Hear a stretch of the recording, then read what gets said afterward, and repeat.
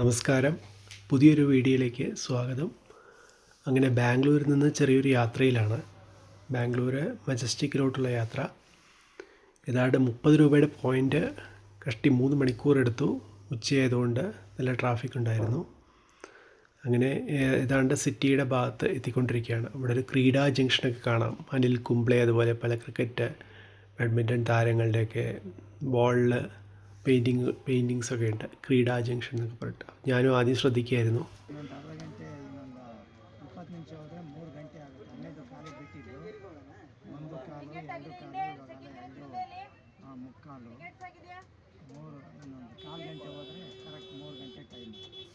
ആറേഴ് കൊല്ലത്തെ കന്നഡ കേട്ടുള്ള പരിചയം വെച്ച് പുള്ളി പറഞ്ഞത് എന്താണെന്ന് വെച്ചാൽ 15 മിനിറ്റ് കൂടെ കഴിഞ്ഞാൽ 3 മണിക്കൂറായി ബസ് കയറിയിട്ടെന്നാണ്.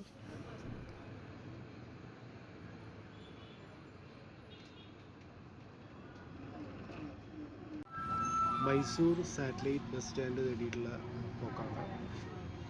അവിടെ നിന്നാണ് കൂടുതൽ തിരുവണ്ണാമല ബസ്സുകൾ ഉള്ളതെന്നാണ് പറഞ്ഞിരിക്കുന്നത്. ഇതാണ് Mysore road satellite bus stand. Majestic നിന്ന് 6-7 കിലോമീറ്റർ ദൂരമുള്ളത്. അങ്ങനെ തിരുവണ്ണാമലയിലേക്കുള്ള ബസ്സിന് കയറിയിരിക്കുകയാണ്.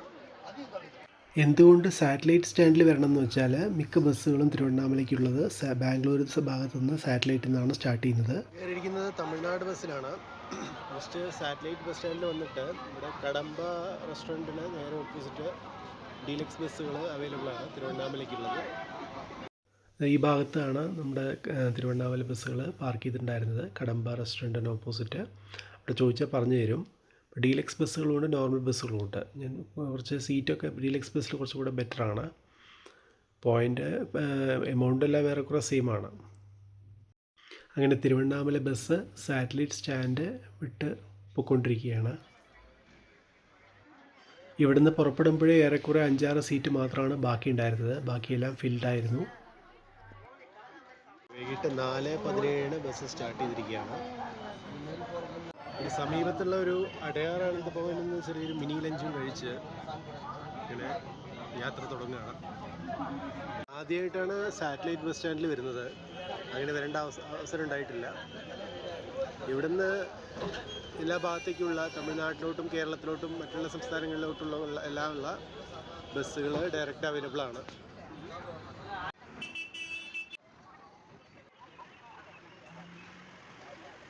സീറ്റ് ഉറപ്പിക്കാൻ വേണ്ടിയാണ് ഇതുവരെ വന്നത്. അല്ലെങ്കിൽ സെൻറ്റ് ജോൺസ്, മജസ്റ്റിക്, ശാന്തിനഗർ അവിടുന്ന് ആ ഭാഗങ്ങളിൽ നിന്നും ബസ് സ്റ്റോപ്പ് ഉണ്ടായിരിക്കുന്നതാണ്. പക്ഷേ സീറ്റ് കിട്ടുന്നുള്ള കാര്യം ഉറപ്പില്ല. ഓരോ 15 മിനിറ്റിലും ഇവിടെ സാറ്റലൈറ്റ് സ്റ്റാൻഡിൽ നിന്ന് തിരുവണ്ണാമലയ്ക്ക് ബസ് ഉണ്ടെന്നാണ് പറയുന്നത്. രാത്രി 9 മണി വരെ 15 മിനിറ്റിൻ്റെ ഗ്യാപ്പിൽ ബസ്സുകളുണ്ട്. അങ്ങനെ സിഗ്നലുകളും ബ്ലോക്കുകളും ഒക്കെ ആയിട്ട് ബസ് മെല്ലെ പോകുന്നത്. ഏതാണ്ട് ഹൊസൂർ കൃഷ്ണഗിരി എത്തുന്നവരെ നല്ല ട്രാഫിക് ആയിരിക്കും.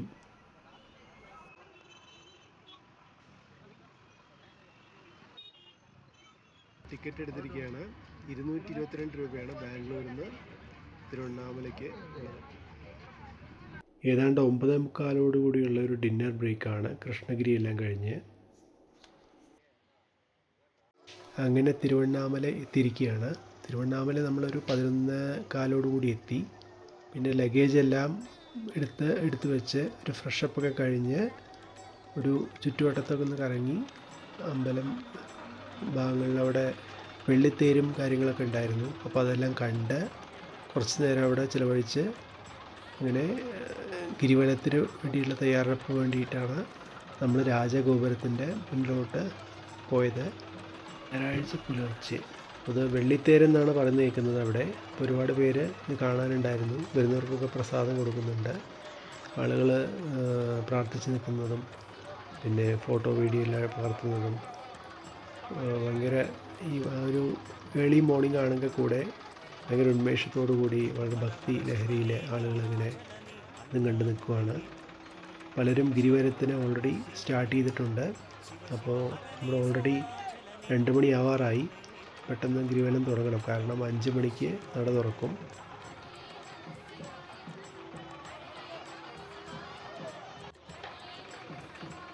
അതുകൊണ്ട് തന്നെ എത്രയും പെട്ടെന്ന് രാജഗോപുരത്തിൽ പോയിട്ട് അവിടെ പ്രാർത്ഥിച്ച് അവിടുന്ന് ഗിരിവല പാതയുടെ സ്റ്റാർട്ടിംഗ് ഉണ്ട്.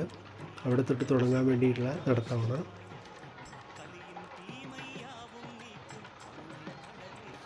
ഇവിടെ അറിയാൻ കഴിഞ്ഞത് കാർത്തിക ദീപം 10 ദിവസത്തെ കാർത്തിക ദീപോത്സവത്തിൽ 7ാം നാളാണ് വെള്ളിത്തേര് കാണുന്നത്. പിന്നെ പകൽ സമയങ്ങളിൽ നമ്മൾ സാധാ കാണുന്ന കൽപ്പാത്തിയിലും മറ്റും കാണുന്ന ഇതിൻ്റെ വേറൊരു വേരിയൻ്റായ സാധാ തേരുകൾ കാണാം. അതിപ്പോഴേ റെഡിയാക്കി നിർത്തിയിട്ടുണ്ട്. അലങ്കാരങ്ങളൊക്കെ ചാർത്തിയിട്ട് 3-4 കാണാം. അപ്പോൾ ഈ വെള്ളിത്തേരും കണ്ടുകൊണ്ട് നേരെ രാജഗോപുരത്തിലോട്ട് മടങ്ങുവാണ്. അവിടെ നിന്നാണ് നമ്മുടെ ഗിരിവലം സ്റ്റാർട്ട് ചെയ്യേണ്ടത്. ഞായറാഴ്ച ഏർലി മോർണിംഗ് ആണെങ്കിൽ കൂടെ നല്ല തിരക്കായിരുന്നു. നല്ല ഭക്തി നിർഭരമായ അന്തരീക്ഷം. ചെറിയ ചാറ്റൽ മഴയൊന്നും വകവയ്ക്കാതെ ആളുകൾ നിരവധി കൂടിയിട്ടുണ്ട്. അങ്ങനെ തിരിച്ച് രാജഗോപുരത്തിൻ്റെ മുന്നിലെത്തിയിരിക്കുകയാണ്. ഇവിടെ കേൾക്കുന്ന ഒരു അനൗൺസ്മെൻറ്റാണ്. നമ്മുടെ പൊതുവേ ക്രൗഡായതുകൊണ്ട് നമ്മുടെ സാധന സാമഗ്രികളൊക്കെ ശ്രദ്ധിക്കണം. പല VIP സ്വാമികൾ, ആസാമികൾ എന്നൊക്കെ പറയുന്നുണ്ട്. അവർ നമ്മുടെ കയ്യിലുള്ള സാധനങ്ങൾ തട്ടിപ്പറിക്കാൻ വേണ്ടി പല ഉപായങ്ങളും പല വിദ്യകളും കാണിക്കും. പക്ഷേ നമ്മൾ അപരിചിതരായ ആളുകളുമായിട്ടധികം ശ്രദ്ധിക്കണം ഇടപഴകുമ്പോൾ എന്നൊക്കെ പറഞ്ഞുകൊണ്ടുള്ള അനൗൺസ്മെൻറ്റ് ഇടയ്ക്ക് കേൾക്കാം. ഇനി കാണുന്നത് ഗിരിവല പാതയാണ്. ഗിരിവല പാതയിലൂടെ നടക്കുവാണ്. ആളുകൾ കുറേ പേര് മുന്നിൽ പോയിക്കൊണ്ടിരിക്കുന്നുണ്ട്, കുറേ പേര് നമ്മളെ പിന്തുടരുന്നുണ്ട്. ഈ ഗിരിവല പാതയുടെ റൂട്ട് ഇടയ്ക്ക് ഓരോ കിലോമീറ്ററിനപ്പുറം അവർ വെച്ചിട്ടുണ്ട്. ആകെ 14 കിലോമീറ്ററാണുള്ളത്. അതിൽ ഓരോ കിലോമീറ്റർ കഴിയുമ്പോഴും നമ്മൾ എവിടെ എത്തിയെന്നും ഇനി എത്ര കിലോമീറ്റർ ബാക്കിയുണ്ടെന്നും നമുക്ക് കാണുന്ന തരത്തിൽ അവർ ബോർഡ് വെച്ചിട്ടുണ്ട്. ഓരോ റൂട്ട് മാപ്പും എല്ലാം സഹിതം കൊടുത്തിട്ടുണ്ട്. ഓരോരോ ടേൺ ഇവിടുന്ന് എങ്ങോട്ട് ടേൺ ചെയ്യണം. കാരണം ഇത് ശരിക്ക് പറഞ്ഞു കഴിഞ്ഞാൽ ഒരു ഹൈവേ തന്നെയാണ്. അപ്പോൾ ആളുകൾ വഴി തെറ്റാൻ ചാൻസ് ഉള്ളതുകൊണ്ട് അവർ പ്രോപ്പറായിട്ട് ഗൈഡൻസും കാര്യങ്ങളെല്ലാം ചെയ്തിട്ടുണ്ട്. അവർ ഓരോ കിലോമീറ്റർ കഴിയുമ്പോഴും ഗിരിവല പാത ഏത് വഴിക്ക് പോകണം, മറ്റുള്ള റൂട്ടുകളിൽ നിന്ന് ഡിഫറെൻ്റ് ആയിട്ടുള്ളതാണ് ഗിരിവല പാത. അപ്പോൾ അത് ഏത് വഴിക്കാണ് നമ്മൾ പോകേണ്ടതെന്ന് കൃത്യമായിട്ട് അടയാളപ്പെടുത്തിയിട്ടുണ്ട്.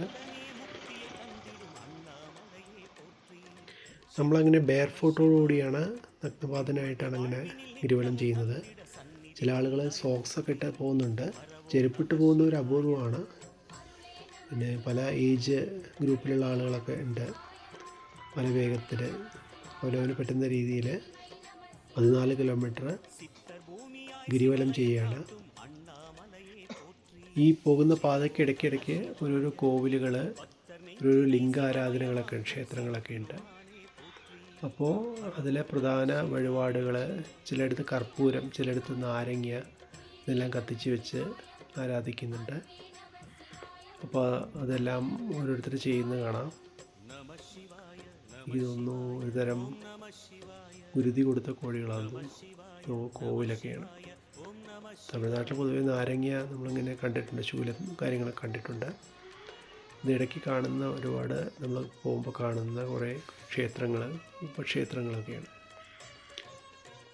അപ്പോൾ കുറേ ഭാഗത്ത് ആളുകളുണ്ട്. അത്ര റഷായിരുന്നില്ല. ഇടയ്ക്കിടയ്ക്ക് ആളുകളിങ്ങനെ കോവിലുകളൊക്കെ സന്ദർശിക്കുന്നുണ്ട്.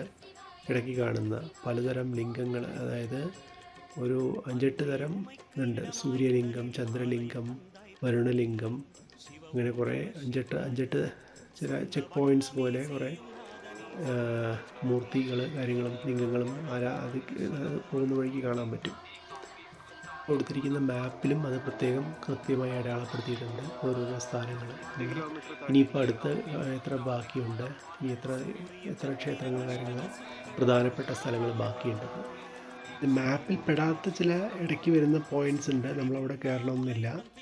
കാരണം കുറച്ച് അകത്തേക്കൊക്കെ ആയി ചിലപ്പോൾ ഇതെല്ലാം ബിസിനസ്സായിട്ട് രീതിയിൽ കൺവേർട്ട് ചെയ്യുന്ന രീതിയിൽ ആളുകൾ ചിലപ്പം പല രീതിയിൽ ഇടയ്ക്ക് വെച്ചിട്ടൊക്കെ കണ്ടിട്ടുണ്ട്. ഇതിൽ പെടാത്ത കുറച്ച് പേരുകളും കാര്യങ്ങളൊക്കെ. പിന്നെ ഇതാണ് നമ്മൾ കാണുന്ന അരുണാചലമല. അപ്പോൾ അത് കണ്ടില്ലേ, ഇത്രയും പ്രധാന പോയിൻറ്റ്സ് മാത്രം നമ്മൾ കവർ ചെയ്താൽ മതി. ആ മാപ്പിൽ കാണിക്കുന്ന നമ്മൾ പോകുമ്പോൾ തന്നെ കാണാൻ പറ്റും ഓരോരോ ഏരിയാസ്, ഓരോരോ പോയിൻറ്റ്സിലായിട്ട്.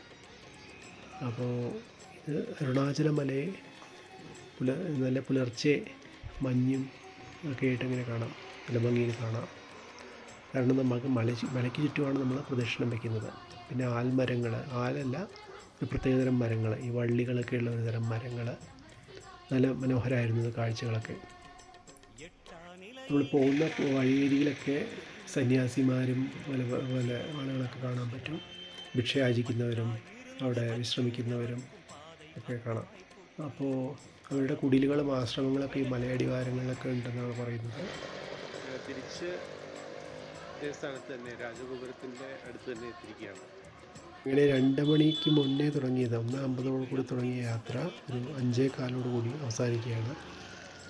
അങ്ങനെ 3 ചില മണിക്കൂറോടുകൂടി നമ്മൾ 14 കിലോമീറ്റർ കവർ ചെയ്തിരിക്കുകയാണ് ഗിരിവല.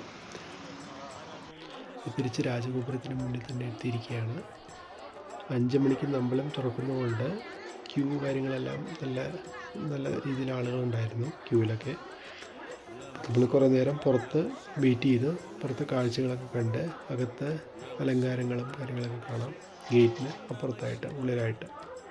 അപ്പോൾ അതെല്ലാം കണ്ടു നിൽക്കുമായിരുന്നു.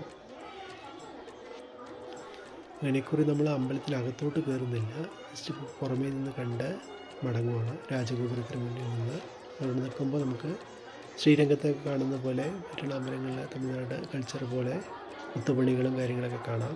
ഇതിനകത്ത് ഞാൻ കേട്ടതനുസരിച്ച് ഒരു 3-4 തരം വാതിലുകൾ, ഗോപുരങ്ങളുണ്ട്. അപ്പം മെയിനായിട്ടുള്ള രാജഗോപുരത്തിലൂടെയാണ് എൻട്രി ഉള്ളത്. പിന്നെ കാർത്തിക ദീപം ആയതുകൊണ്ട് അലങ്കാരങ്ങളും ദീപങ്ങളും അലങ്കാരങ്ങളൊക്കെ കാണാൻ പറ്റും. ഒരു കാര്യം പറയാൻ വിട്ടു പോയത്, നമ്മൾ ഗിരിവലം ചെയ്യുന്ന സമയത്ത് ഗിരിവല പാതയിൽ നിറയെ സ്നാക്സ്, ടീ, കോഫി എല്ലാം കൊടുക്കുന്ന കടകളുണ്ട്. കുഞ്ഞു കുഞ്ഞു കടകൾ ത്രൂ ഔട്ട് നൈറ്റും ഓപ്പൺ ആയിട്ടുള്ള. അപ്പം അഥവാ പ്രായമായ ആളുകളൊക്കെ നടക്കുമ്പം ഉറക്കം പോകുമ്പോൾ കഴിക്കാവുന്നതല്ലാതെ ഇടയ്ക്കിടയ്ക്ക് എപ്പോഴും കഴിച്ചുകൊണ്ടിരുന്ന് കഴിഞ്ഞാൽ നമുക്ക് ആ ഗിരിവലം ചെയ്യുന്നതിൻ്റെ ഒരു എഫക്റ്റ് കിട്ടത്തില്ല. അപ്പോൾ കഴിയുന്നതും ബ്രേക്ക് എടുക്കാം. പക്ഷേ ഇങ്ങനെ ഭക്ഷണം കഴിക്കുന്നതൊക്കെ ഒഴിവാക്കി ചെയ്യുമ്പോൾ അത് കഴിഞ്ഞ് ഗിരിവലത്തിന് ശേഷം നമ്മളൊരു ദർശനമൊക്കെ കിട്ടുമ്പോൾ അതിൻ്റെ ഒരു ഡിവൈൻ പവറും കാര്യങ്ങളൊക്കെ നല്ലതായിരിക്കും.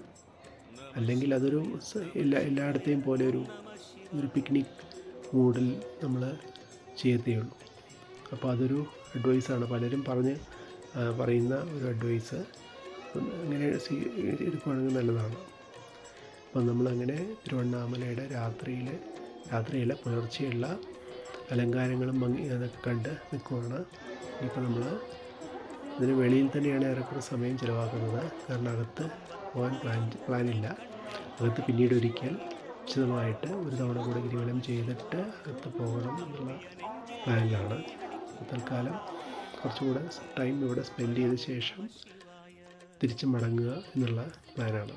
അപ്പോൾ ഇവിടെ പ്രത്യേക കാർത്തിക ദീപം ആയതുകൊണ്ട് ആളുകൾ ഈ കരിമ്പിനകത്ത് നമ്മൾ കരിമ്പ് തണ്ടിൽ നമ്മൾ തൊട്ടിൽ കെട്ടിയിട്ട് കുട്ടികളെ അതിനകത്ത് ആട്ടുന്ന ഒരു തരം വഴിപാടാന്ന് തോന്നുന്നു, അത് കാണാൻ പറ്റും. അപ്പം നിറയെ പേരങ്ങനെ ചെയ്യുന്നുണ്ട്. എനിക്ക് കരിമ്പൊക്കെ എന്ന് പറയുമ്പോൾ പൊങ്കലിൻ്റെ ഒക്കെ ഒരു ഫീൽ തോന്നി. അപ്പം ഒരു ആചാരം അവിടെ കാണാൻ പറ്റി. മറ്റിടത്ത് നിങ്ങൾ ശ്രദ്ധിച്ചിട്ടില്ല, പക്ഷേ ഇവിടെ അങ്ങനെയൊരു ആചാരം കണ്ടു.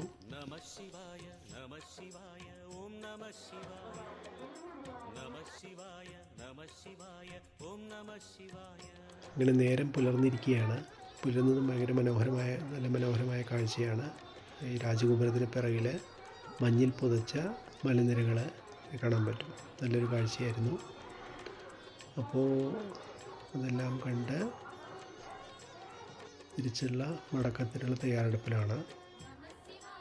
രാജഗോപുരത്തിൻ്റെ ഭംഗി നേരം പുലർന്നാൽ വേറൊരു തരം ചന്തമാണ്.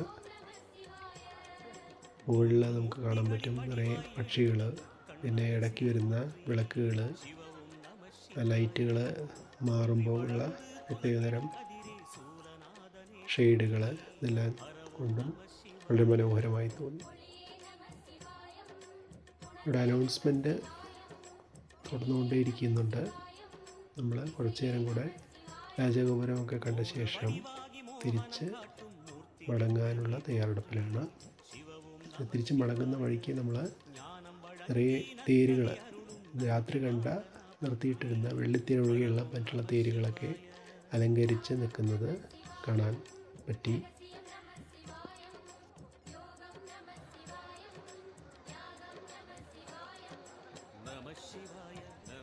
അങ്ങനെ തമിഴ്നാട്ടിൽ ഇതുവരെ കണ്ടിട്ടുള്ള ക്ഷേത്രങ്ങളിൽ നിന്ന് വ്യത്യസ്തമായ ഒന്നായിരുന്നു തിരുവണ്ണാമലയിലെ അണ്ണാമലയാർ കോവിൽ.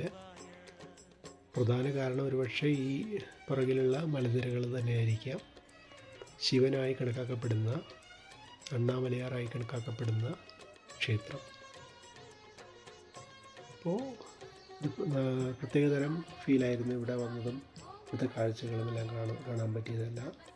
കാർത്തിക ദീപത്തിൻ്റെ കൂടുതൽ അലങ്കാരങ്ങളും കാര്യങ്ങളൊക്കെ ചുറ്റും നമുക്ക് കാണാൻ പറ്റും. തേരുകളെല്ലാം അലങ്കരിച്ചത്, ആളുകൾ നിറയുണ്ട്. സ്വാമിമാരും ഇവിടേക്കായിട്ട് വന്ന ആളുകളൊക്കെ ഉണ്ട് നിറയെ.